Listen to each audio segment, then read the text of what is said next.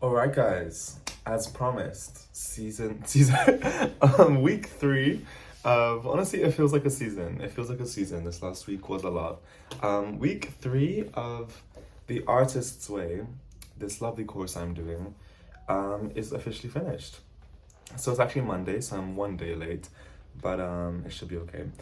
But this week was super interesting. It was very, very introspective. I was learning a lot about like my inner thoughts, and it had a lot to do this week with like connecting with your childhood self. So, for example, I'll show you guys what we had to do this week. We had to, first of all, one of the tasks, like in summary, was describe your childhood room, sketch it out. What was your favorite thing about it? Describe 5 traits you like in yourself as a child. List 5 childhood accomplishments. So I did these three in the same day, and this was very eye-opening. I really, really connected with like little me, little Donovan.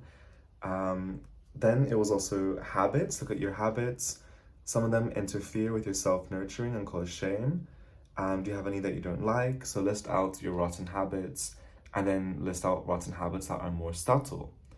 Make a list of friends who nurture you, and they made a big difference between nurture and enable. So nurture is like give you a sense of your own competency and how to say it, competency and possibility, not enable, which is give you the message that you will never get it straight without their help. Um, and ask which of their traits particularly serve you well. And then call a friend who treats you really good and is a bright person.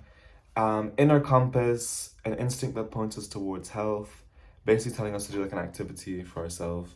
List 5 people you admire, 5 people you secretly admire, 5 people you wish you had met who are dead, and 5 people who are dead who you want to hang out with. And what traits do you find in these people that you can look for in your friends? So this was a very, very introspective week. It was a bit deeper, I felt, than the last weeks. But particularly when it came to the childhood stuff, it was so eye-opening to me. I was there like writing what my room as a child looked like. And I had a few rooms growing up, but one main one that stood out to me. And I just remembered so many like memories that I completely forgot or like just didn't think about in so long, and little things that I would do as a kid that made me so happy, and it was super nice to do all this. Um, I also had to get myself some childhood snack that I really enjoyed eating before. So today it also asks you to like go out and like get yourself something and like treat your inner child self as like a companion and really nurture them and get them stuff that makes them happy. So I went out and I got this cheese that I used to love as a kid, and I used to always sneak and put it onto my room, onto like I had a bunk bed, so I'd leave it on top of like the closet next to me. And I used to love having a little stash of cheese, and it's such a nice cheese. So I got it, and it brought back some memories for sure. And that was lovely. I must have looked like a crazy person because I took this seriously, because my artist date, which is all to do with like really connecting with your childhood self and like nurturing this childhood self. I was walking to the shop to get myself some cheese, and that was my artist date this week. I essentially just was talking to myself, and I must have looked insane, but it felt really like nice actually to just talk to my childhood self as if he was there, ask how he's doing, ask like how he feels, if he's proud of me, just stuff like this. And it's really healing, and I do recommend people do that, although you might look insane. But yeah, as well as this, let's look at some of the check-in stuff.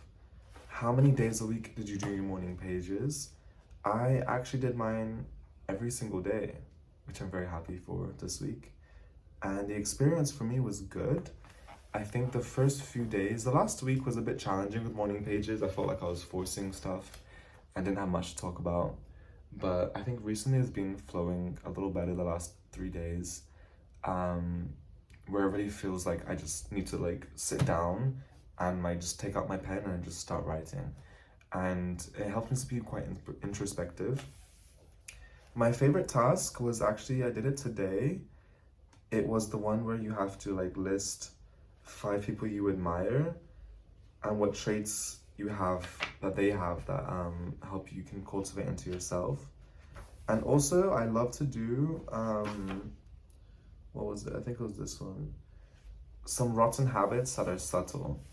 One thing I put, which is to be completely transparent, was like I felt like I changed who I was in front of different people. So that, just writing that down brought a bunch of memories to my head and kind of helped me journal a bit more to kind of dig under the surface on why I do that.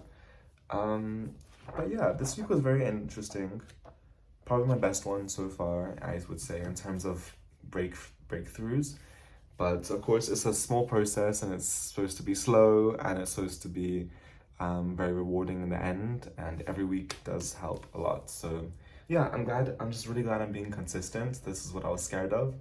And this is week 3. So hopefully week 4 will be just as strong. So please stay tuned and check in on how I do next week.